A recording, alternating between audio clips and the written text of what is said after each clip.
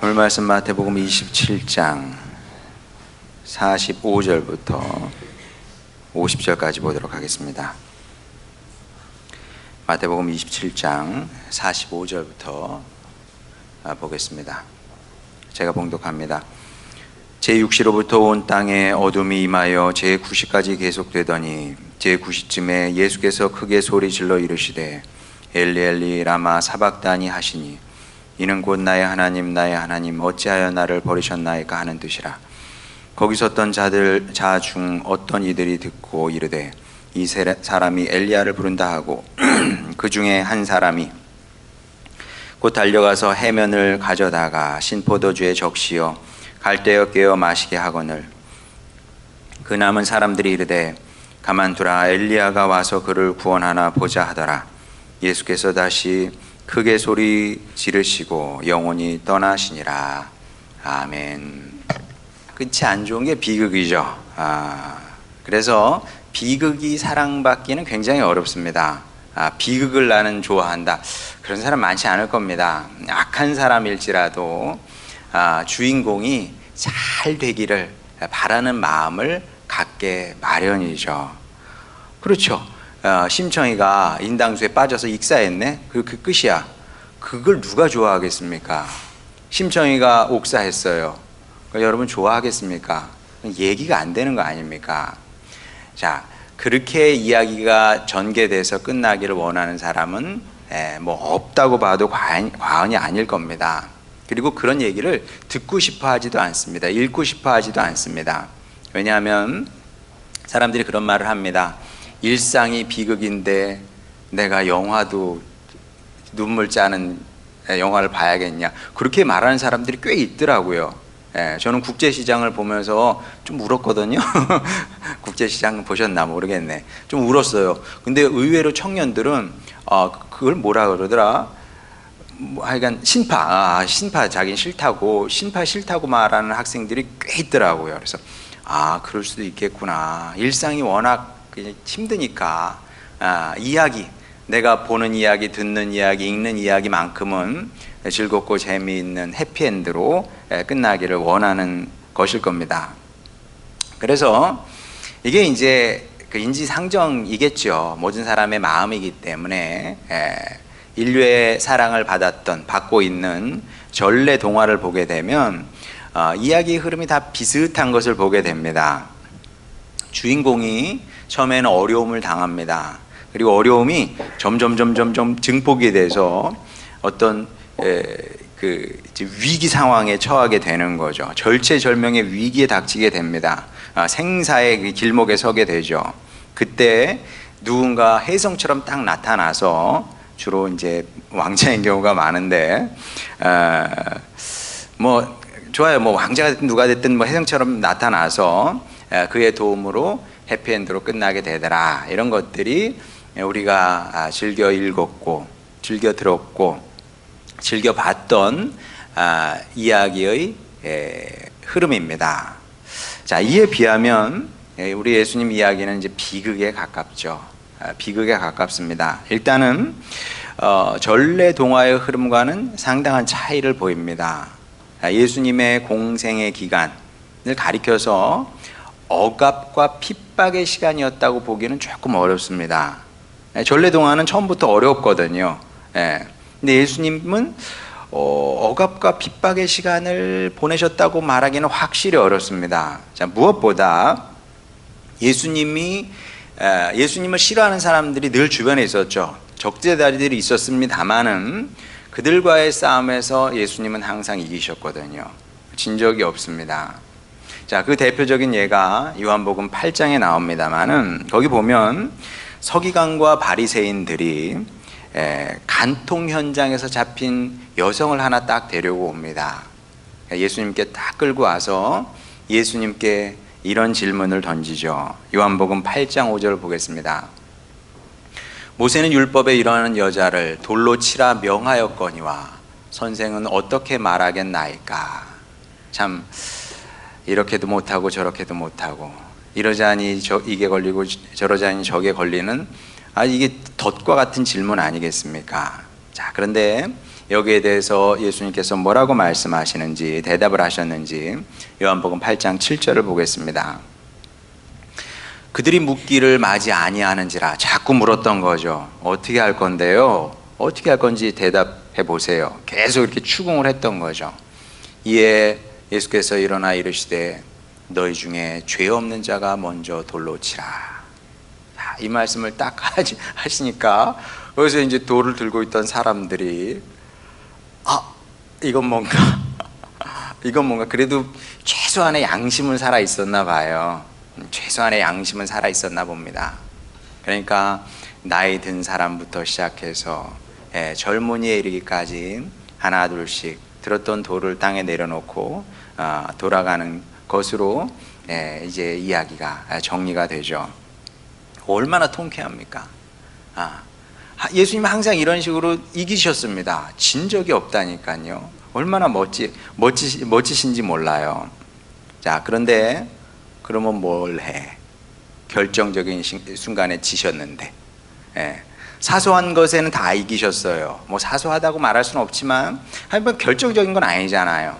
결정적이지 않은 부분에서는 항상 이기셨는데 결정적인 순간 예수님은 지신 겁니다. 자, 이거는 누구도 예상치 못한 결말이었습니다. 예상했다면 제자들이 그렇게 반응을 안 했을 때인데 예상하지 못했기 때문에 이상한 쪽으로 이제 반응을 한 거죠. 사실 제자들은 그런 확신이 있었습니다. 최강 로마 군대가 예수님을 잡으러 와도 우리 예수님은 체포당하시지 않는다. 그런 확신을 갖고 있었던 거거든요. 뭐 서로 말하지 않아도 돼. 굳이 말할 필요가 뭐가 있습니까? 그냥 확신인 거예요. 마치 뭐 아침이 되면 해가 뜨는 게 뭐 그냥 뜨는 거지 뭐. 그런 거예요. 예수님께서 체포당하실 리 없다는 확신을 갖고 있었던 겁니다. 자, 그런데 예수님은 세상의 권력 앞에서 너무나 무기력하셨죠. 정말입니다. 무기력하셨습니다. 아무것도 못하셨거든요. 뭐 늘 그러셨던 것처럼 당당하긴 하셨어요. 군인들이 당신을 잡으러 왔을 때 뭐 무릎 꿇었다든지 무슨 뭐 비굴하게 빌었다든지 그러시진 않았습니다. 그냥 당당하셨죠. 당당하면 뭐해? 잡히셨는 걸. 당당하셨으나 거기까지 멋은 있어요. 그러나 결국 체포 당하게 되신 거죠. 속수무책으로 당하신 겁니다. 속수무책으로. 흔히 하는 말처럼 손 한 번 써보지 못하고 십자가에 매달리시게 됩니다. 자, 이야기는 뭐 이걸로 끝났다고 봐야 되는 거죠. 십자가에 달렸는데 그 다음에 무슨 반전을 기대할 수 있겠습니까? 이야기는 그렇게 끝났다고 봐야 되는 겁니다. 이제 비극과 파국의 나락으로 곤두박질 치고 있었던 거죠. 예수님 이야기가 이제 그렇게 끝나게 생긴 겁니다. 그리고 예수님도 이제 이 사실을 당연히 알고 계셨습니다. 이야기가 파극으로, 비극으로 치닫고 있구나. 예수님께서 모르실 리가 없잖아요. 그 증거가 본문의 46절인데 제9시쯤에 예수께서 크게 소리질러 이르시되 엘리 엘리 라마 사박다니 하시니 이는 곧 나의 하나님 나의 하나님 어찌하여 나를 버리셨나이까 하는 뜻이라. 십자가에 달리심으로 예수님은 모든 이에게 버림을 받으시게 됩니다. 그리고 예수님의 생애를 추적해 보면 뭐 제가 하는 일이 뭐가 있겠어요. 그런 게 제 일이죠. 예수님의 생애를 추적해 봅니다. 추적해 보면 어떤 결론에 이르냐면 예수님은 늘 버림받는 분이셨구나. 모든 이에게 버림을 받으셨구나. 아니 더 나아가서 마치 버림받으시기 위해서 이 땅에 오신 분 같다는 생각이 듭니다. 그래서 저는 이제 그런 걸 볼 때마다 하는 생각이 나라도 잘해야지. 그런 생각을 제가 개인적으로 해요. 나라도 잘해야지. 다 버리니까 존중하지 않아. 예수님을 존중하지 않아. 예수님은 늘 버림받는 분이셨죠. 특히 마태복음을 보게 되면 이 땅에 왕으로 오신 거 아니에요. 왕의 권위로 앉으셔서 가르치십니다. 궁금하면 여러분이 한번 나중에 설교 끝나고 마태복음을 읽어보세요. 왕의 권위로, 인류의 유일한 스승의 권위로 딱 산에 올라가셔서 딱 좌정하시고 가르치십니다. 앉으셔서 천국 만찬을 제자들과 그리고 죄인들과 함께 천국 만찬을 드시죠. 그런데 어느 순간부터 예수님은 앉지 않으십니다. 마태복음을 보면 진짜 그래요. 정말 신기하게도 언제부터 앉지 않으시는 줄 아세요? 그 전까지는 항상 앉으셨어요. 많이 앉으십니다. 그리고 다른 사람들이 서요. 근데 예수님께서 십자가를 예언한 그 순간부터 예수님은 한 번도 앉지 않으십니다. 다 앉습니다. 제자들도 앉습니다. 빌라도도 앉습니다. 대제사장도 앉습니다. 그러나 예수님은 그 이후로 한 번도 앉지 않으세요. 신문당에도 요거 서셨고, 그리고 비난받으면서 서 계셨고, 늘 서 계신 모습으로 마태복음은 끝나게 되죠. 어찌됐든 버림받기 위해서 이 땅에 오신 그런 모습으로 사셨던 것을 보게 되는데, 자, 일단 마가복음 3장 20절 21절 보겠습니다.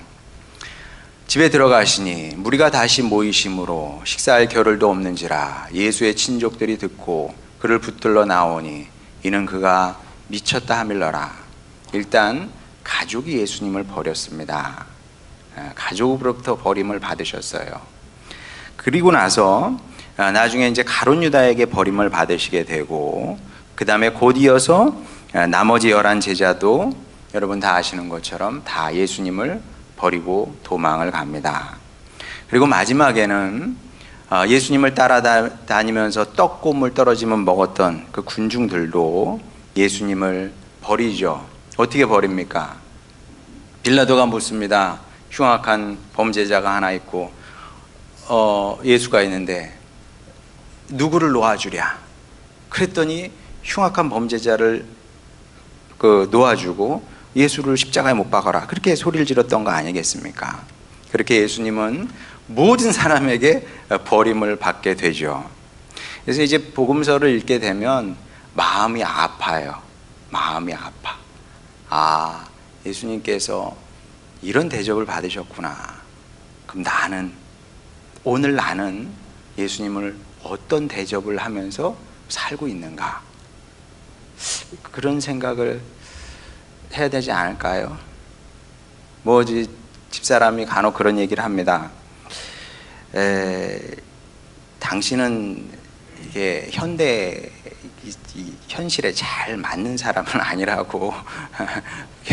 좀 효자 기질이 강해서 이게 사람들이 별로 이게 듣고 싶어하는 메시지는 아닐 거라고 그런 얘기를 해요. 근데 전 가슴이 아프거든요.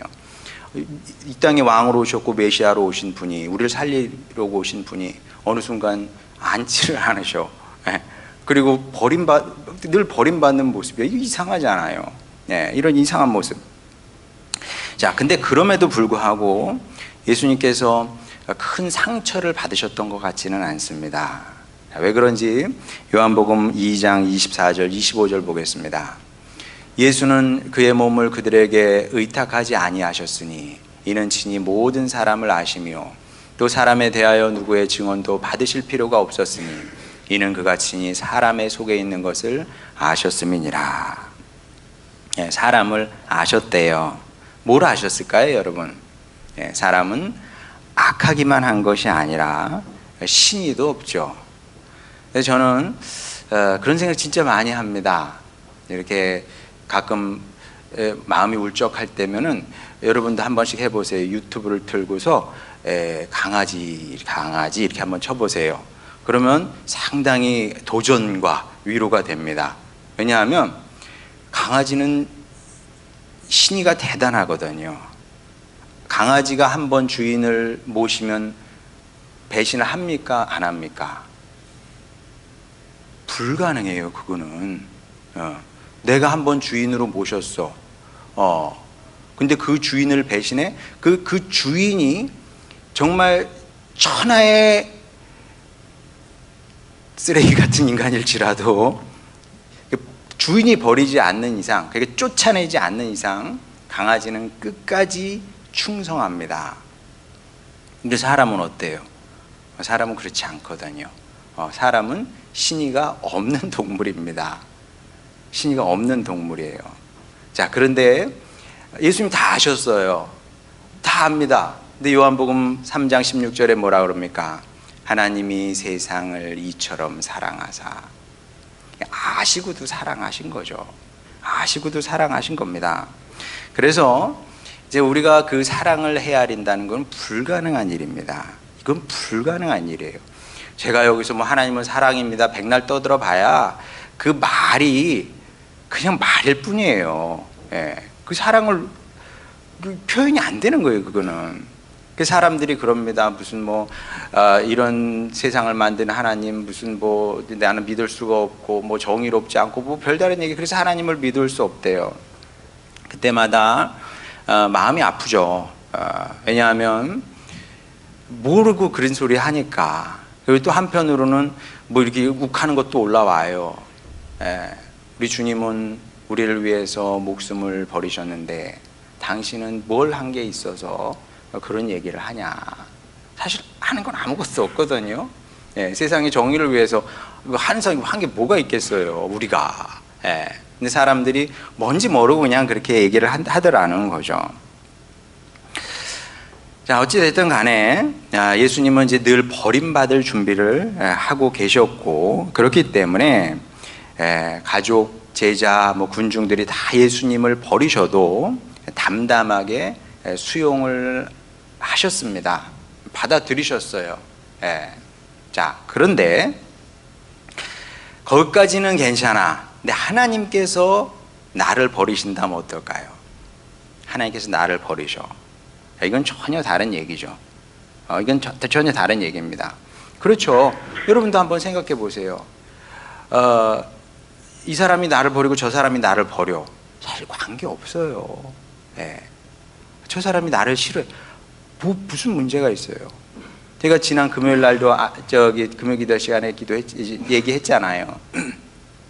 지난 화요일 날 제가 차 타고 갔는데 전 정말 하나도 잘못한 게 아닌데 화물차 기사분이 엄청 큰 화물차가 딱 내리더니 저한테 막 뭘 욕을 하는 거예요. 젊은 사람이. 저보다 아래 사람이 저한테 막 욕을 하는 거예요. 아이들한테 물어봤습니다. 목사님 기분 나빴을까 안 나빴을까? 기분 나빴대. 별로 안 나빴어. 왜냐하면 그 중요하지 않아. 중요하지 않아. 뭐가 중요해요? 사람들이 나를 높여주면 기분 좋아요? 중요하지 않아. 그거. 사람들이 나를 알아줘. 하등 중요하지 않아요. 사람들이 나를 싫어하고 미워해. 하등 중요하지 않아. 물론 욕하면은 내가 잘못해서 욕을 먹으면 그건 고쳐야죠. 근데 뭐 그런 게 아닌데 욕해. 중요하지 않아. 왜냐하면 하나님께서 나를 알아주시면 되거든요. 하나님하고 나하고 친하면 돼. 우리의 관심은 하나님께서 나를 어떻게 평가하시느냐지 사람이 나를 어떻게 평가하느냐 하도 중요한 게 아니라니까요.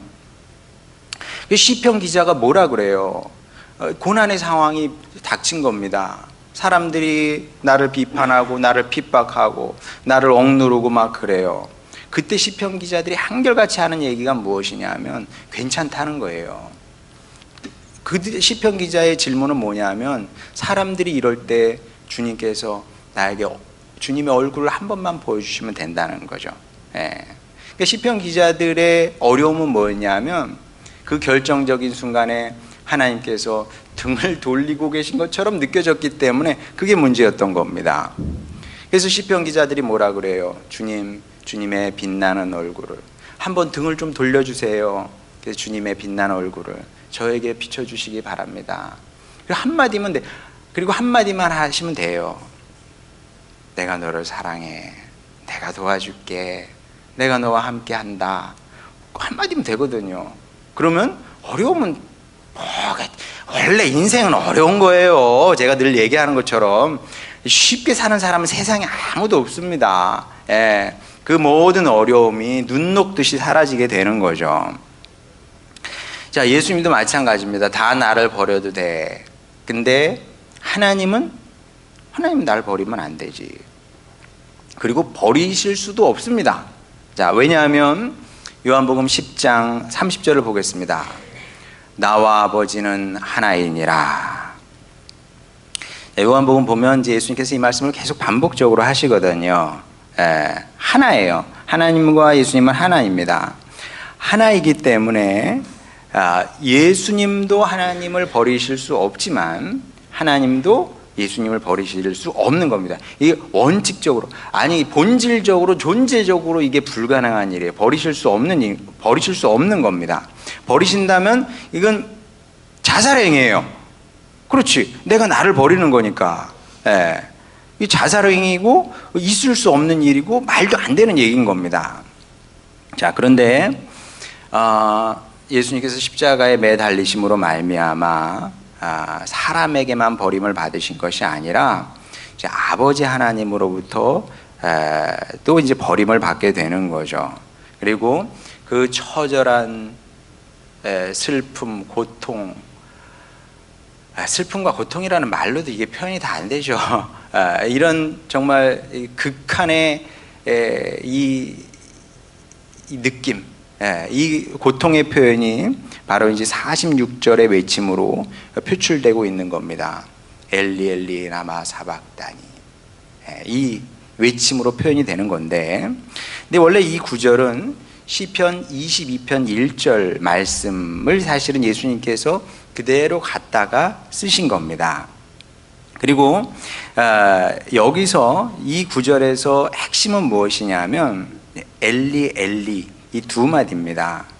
우리말로 풀면 나의 하나님, 나의 하나님이죠. 자, 이 표현이 굉장히 중요한데, 이 표현이 왜 중요하냐면 공생의 기간 동안 예수님은 하나님을 하나님이라고 부르지 않았습니다. 늘 아버지였어요. 근데 그건 너무나 당연한 일입니다. 왜냐하면 제가 목사잖아요.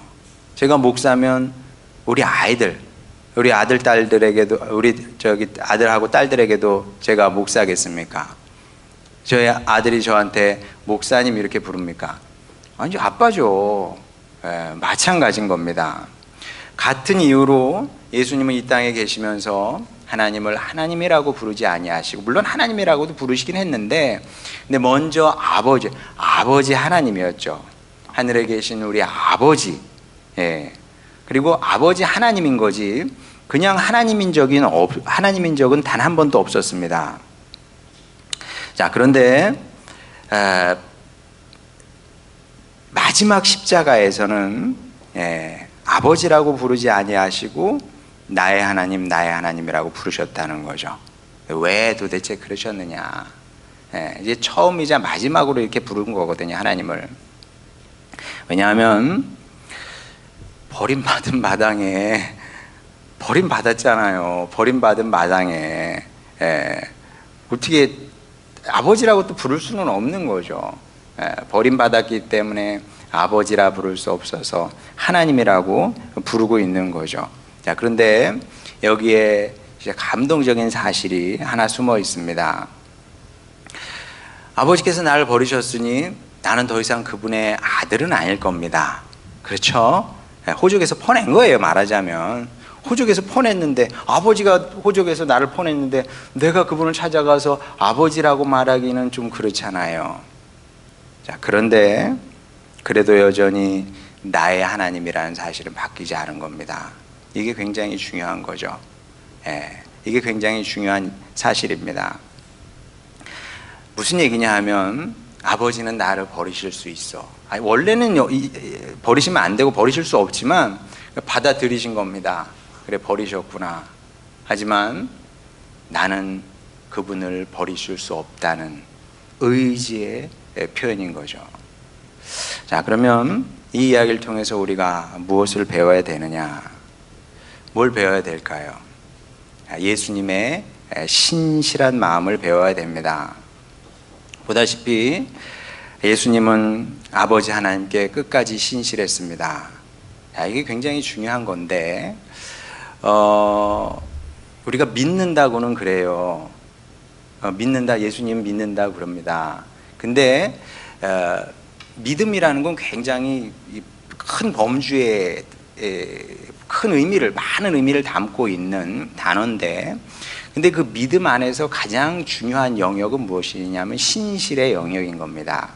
신실의 영역이라는 것은 무엇이냐면 유튜브 가셔서 강아지를 쳐서 보시기 바랍니다. 주인이 어디 가면 주인 기다리잖아요, 올 때까지. 그리고 성경에도 그런 사람들이 있어요. 누구요? 아브라함. 75세의 약속을 받아서 25년을 기다리지 않습니까? 기다리는 거예요. 그리고 애를 낳았어요. 그리고 하나님께서 그 독생자 아들을 바치라고 그래요. 있을 수 없는 일이거든요, 그거는. 그가 신실한 하나님의 사람이었기 때문에 그 일을 해낼 수 있었던 겁니다. 성경에 우리 나오는 믿음의 선조들도 그렇고 예수님도 그렇고 끝까지 신실하셨던 것을 보게 됩니다. 우리 세상에서 만나는 사람들하고 얼마나 다릅니까? 사람은 그렇지 않거든요. 사람은 달면 삼키고 쓰면 뱉는 겁니다. 그리고 그거를 우리가 이해를 해야 됩니다. 받아들여야죠. 왜냐하면 사람은 원래 그런 거예요, 그냥. 뭐 우리는 안 그런가? 우리도 그렇게 살아왔지 뭐. 그러니까 이제 깨닫고 변화되는 과정이 중요한 겁니다. 성도는 그냥 예수님 믿고 나 천국에 가, 그게 아니라 그게 복음이 오는 거예요. 복음이 왔으면 복음의 능력이 우리를 새로운 피조물로 만들어 가는 겁니다. 그 중에 하나가 무엇이냐면 믿음과 소망과 사랑의 사람이 되는 것이고, 자비와 긍휼의 사람이 되는 것이고, 인내의 사람이 되는 것이고, 신실한 사람이 되는 거죠. 특히 하나님과의 관계에서는 더욱더 이것이 중요한 겁니다. 하나님과의 관계는 닮은 삼키고 쓰면 뱉고 이래서는 일이 이루어지지가 않아요. 주님의 뜻이 성취되지 않습니다. 물론 우리가 살다 보면 일이 내가 원하는 대로 안 풀릴 수도 있어요. 많죠, 그런 일들. 여러분, 왜 성경의 이야기들이 그렇게 많은 줄 아세요?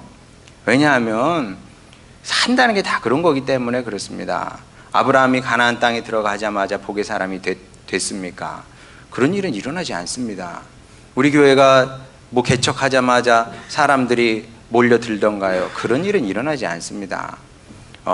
뭐든 하면 처음에는 어려운 일들이 생기는 겁니다. 여러분, 우리가 아이들도 이렇게 양육을 하다 보면 아이들 하나 만들어 가는 게 여러분 얼마나 어려운 일이겠어요. 정말 쉽지 않습니다. 정말 피눈물 흘려도 될까 말까예요. 될까 말까. 그나마 그래도 우리 교회 다니면은 그래도 어떻게 좀 될 수도 있어요. 근데 아이만 우리 교회에 보내면 쉽지 않습니다. 그건 쉬운 게 아니에요. 근데 여러분, 이 산다는 게 참 어려운 일이거든요.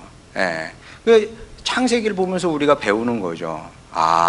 나만 어려운 것이 아니라 모든 믿음의 사람들이 다 사는 게 저렇게 어려웠구나.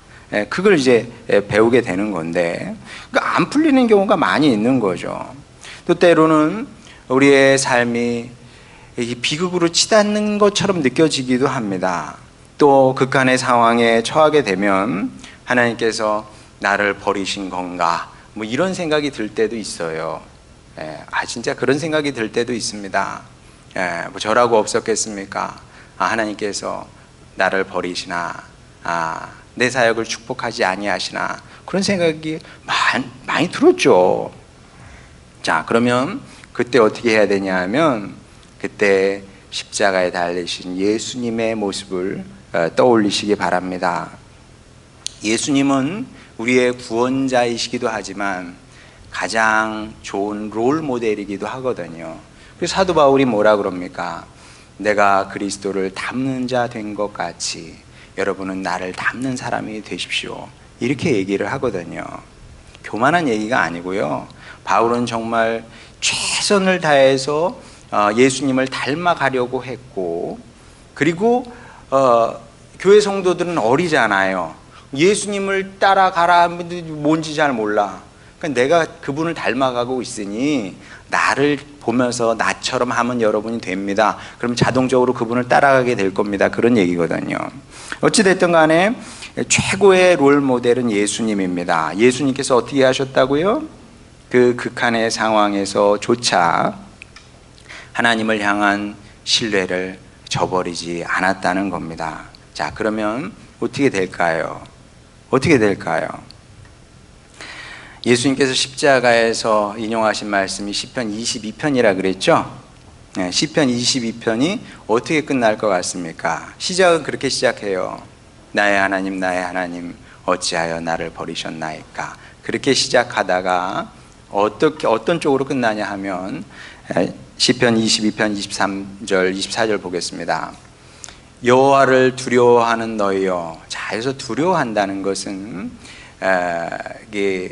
그 경외한다는 뜻입니다. 두려운 마음과 사랑하는 마음이 섞여 있는 거죠. 아버지 하나님을 향한 예수님의 마음이었죠. 예수님 얘기하는 겁니다. 여호와를 두려워하는 너희여 그를 찬송할지어다. 야곱의 모든 자손이여 그에게 영광을 돌릴지어다. 너희 이스라엘 모든 자손이여 그를 경외할지어다. 24절 그는 공고한 자의 공고를 멸시하거나 싫어하지 아니하시며 그의 얼굴을 그에게서 숨기지 아니하시고 그가 울부짖을 때에 들으셨도다. 예수님 얘기 아닙니까? 예수님께서 그렇게 비극으로 끝나셨습니까? 예수님의 이야기가 비극으로 끝났습니까? 그렇지 않거든요. 하늘 아버지께서 그분의 울부짖음을 들으시고 부활의 영광으로 끝내 해피엔딩으로 화하게 하셨던 것을 보게 됩니다. 그럼 여러분, 이것이 예수님만의 이야기겠습니까? 그렇지 않습니다. 우리의 이야기, 저의 이야기이기도 하고 여러분의 이야기이기도 한 겁니다. 여러분, 하나님께서 우리를 버리시지 않습니다. 우리를 버리시지 않고요, 버리시지 않을 뿐만 아니라 우리의 인생이 비극으로 끝나게 두시지도 않는다. 그럼 어떻게 해야 될까요? 이렇게 하면 자동으로 그렇게 됩니까? 자동으로 그렇게 되는 것이 아니라 우리 삶을 통해서 끝까지 우리의 신실함을 그분 앞에 보여야 되는 겁니다. 그렇습니다. 주님은 아버지 하나님은 저를 버리실 자유가 있을지 모르겠습니다. 그러나 저에게는 애초부터 그럴 자유가 없습니다. 저는 끝까지 하나님을 신뢰하고 끝까지 하나님을 신뢰하겠습니다. 자, 이런 마음으로 살게 되면 하나님께서 여러분에게 최고의 영광을 보이실 겁니다. 부활의 영광일 것이고 승리의 영광일 것이고, 그렇게 여러분의 삶이, 여러분의 가정이 끝내 해피엔딩으로 끝나게 될 텐데, 이 믿음이 있기 때문에 우리는 환난과 어려움 중에서도 기뻐할 수 있는 것이고, 약해지지 않는 것이고, 관대할 수 있는 것이고, 또 서로 위로의 말을 하면서 살 수 있는 겁니다. 이 사실 기억하시고 예수님의 신실함을 배움으로 말미암아 하나님께서 승리하게 하시고 또 영광되게 하시는 그런 아름다운 인생을, 축복의 인생을 만들어가는 여러분 모두가 되시기를 주님의 이름으로 축원합니다. 우리 찬양 부르고 기도하도록 하겠습니다.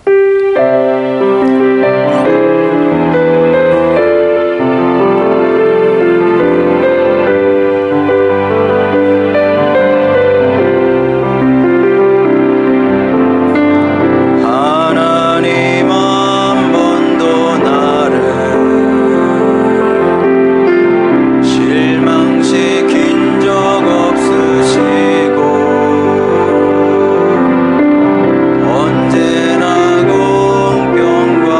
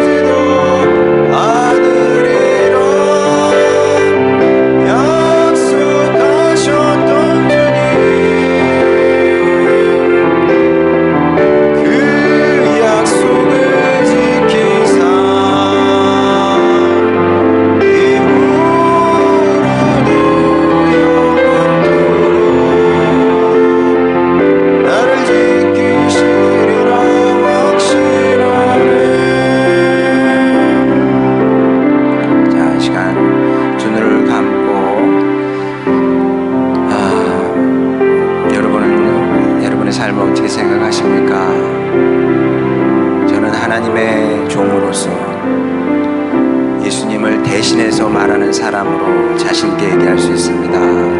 우리의 삶은 아름다운 것이고 살만한 가치가 있는 것이고 또 잘 될 수밖에 없습니다. 저는 제 삶을 통해서, 우리 가정을 통해서, 우리 교회를 통해서 이 사실을 보이고 싶습니다. 다만 한 가지 우리에게도 필요한 것이 있으니 우리 주님을 향한 신뢰를 잃지 않는 겁니다. 신뢰의 마음을. 그래, 때로 어렵죠. 힘듭니다. 안 될 것 같아요. 망할 것 같습니다. 일정 부분 여러분의 마음일 수도 있습니다. 그때 우리 예수님을 떠올렸으면 좋겠습니다. 그 마음, 주님을 버릴 수 없고 그는 애초부터 우리의 가능성일 수 없습니다. 그런 자유는 우리에게 주어진 적이 없습니다. 주님, 하나님께서 저를 버리실지라도 여전히 저의 하나님이십니다. 그런 자세로 남은 인생을 살겠습니다. 그리하여 끝내 주님께서 이기게 하시고 승리케 하시고 영광되게 하시는 아버지 하나님의 자녀의 인생을, 아니 하나님의 인생을 제가 살아내겠습니다. 주여 축복하여 주시고 저를 축복하시사 우리 가정을 축복하시고 교회를 축복하여 주시옵소서. 이런 기도 제목으로, 간절한 기도 제목으로 주님께 나아가도록 하겠습니다. 기도하시겠습니다. 우리를 사랑하시는 아버지 하나님, 여기 주님의 자녀들이 있습니다. 아버지 하나님, 하나님은 우리를 버리실 수 없습니다. 하나님은 우리를 버리시지 않습니다. 애초에 가능한 일이 아닙니다. 아버지 하나님, 그러니 우리도 주님을 끝까지 신뢰하게 하여 주시고 아버지 하나님, 신실함으로 주님을 믿고 따르는 주님의 백성이 되기를 원하나이다. 아버지 하나님, 주여 그렇게 우리의 믿음을 주님께 보이기를 원합니다. 결정적인 순간에 주님께서 아브라함에게 말씀하십니다. 내가 여호와를 경외함을 내가 이제 알았노라. 주여, 그의 믿음이, 그의 신실함이 아버지 하나님 기적을 일으켰던 것을 보게 됩니다. 아버지 하나님, 우리도 그런 믿음의 사람이, 신실한 사람이 되게 하여 주시옵소서. 아버지 하나님, 주여 그렇게 우리가 주님께 끝까지 믿음을 보이기를 원합니다. 주님께서 우리를 축복하실 것이고 아버지 우리의 이야기를 아름다운 이야기로 화하게 하실 것이고 승리의 이야기로 만들 것이고 결국 우리는 주님의 손에 들려서 쓰임받는 인생이 될 겁니다. 아버지 하나님, 이 믿음으로 한 걸음 한 걸음 뚜벅뚜벅 걸어가게 하여 주시옵시고 그리고 그 끝에서 주님의 영광을, 주님의 능력을 보기를 원하오니 주님의 백성들을 축복하여 주셔서 아버지 하나님, 이 기적의 아버지 영광의 자리에 참여하는 축복의 사람들, 축복의 가정, 축복의 교회 되기를 원합니다. 우리를 축복하여 주시옵시고 그 자리에 모두 한 사람도 낙오하지 않고 서기를 원하오니 아버지 하나님, 주여 은혜로 그 길로 인도하여 주시옵소서. 사랑하는 아버지 하나님, 우리의 기도를 들으심을 믿습니다. 주님 따라감으로 끝내 승리하길 원하오니 영광된 주님의 자리에, 아버지 주님의 축복의 자리에, 칭찬의 자리에 서는 우리 모두가 되게 하여 주시옵소서. 예수님의 이름으로 기도드렸습니다. 아멘.